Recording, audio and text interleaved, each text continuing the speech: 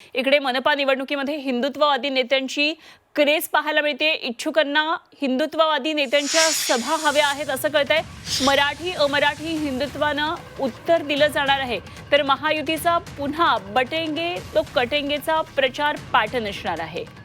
आणि या संदर्भात आणखी सविस्तर तपशील जाणून घेऊया। आमचे प्रतिनिधी ओम देशमुख सध्या आपल्या बरोबर जोडले गेलेत। ओम, येणाऱ्या महापालिका निवडणुका ह्या अत्यंत रंजक, तितक्याच रोचक, इंटरेस्टिंग ठरणार आहेत। मनपा निवडणुकीमध्ये प्रचार नेमका कुठल्या मुद्द्यांवर फिरणार हे बघणं खूप महत्त्वाचं आहे। तर हिंदुत्ववादी नेत्यांची क्रेज असल्याचं ऐकायला मिळते, काय नेमके या संदर्भातले तपशील आहेत?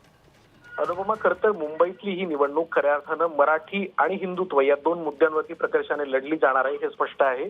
एका बाजूला ठाकरेंकडनं केला जाणारा मराठीचा प्रचार, तर दुसऱ्या बाजूला भाजप आणि महायुतीकडनं दिलं जाणारं हिंदुत्ववादाचं नरेटिव्ह, या दोन मुद्द्यांवरती ही निवडणूक प्रकर्षानं फिरेल। ज्या पद्धतीनं विधानसभा निवडणुकीमध्ये बटेंगे तो कटेंगेचा प्रचार भाजप महायुतीने केला होता, तोच मुद्दा यावेळेला सुद्धा लावण्यात येईल असं कळतंय। मुख्यत्वे जर आपण पाहायला गेलं तर हिंदुत्ववादी नेत्यांच्या प्रचाराची एक खूप मोठी नियोजनाची सगळं प्रकार या निमित्तानं आपल्याला पाहायला मिळतो। आपण सकाळी सुद्धा या संदर्भात अपडेट दिली होती की योगी आदित्यनाथ असतील, पवन कल्याण असतील किंवा इतरही महत्वाचे नेते जे हिंदुत्ववादी मुद्दे मांडतात, त्यांच्या सभांची जोरदार मागणी यावेळेला आपल्याला पाहायला मिळते।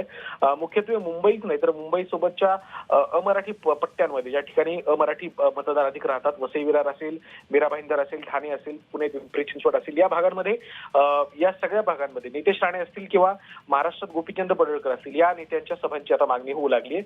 देवेंद्र फडणवीसांच्या सुद्धा सभांचं अधिक प्रमाणात नियोजन यावेळेला भाजप आणि महायुतीकडनं करण्यात येत आहे। त्यामुळे एकंदर आपल्याला पाहायला गेलं तर मराठी विरुद्ध हिंदुत्ववाद किंवा मराठी आणि हिंदुत्व या दोन मुद्द्यांवर ही निवडणूक प्रकर्षाने लढली जाईल आणि या सभांच्या माध्यमातून प्रचाराचा धुरळा उडवला जाईल हे आता स्पष्ट होत आहे।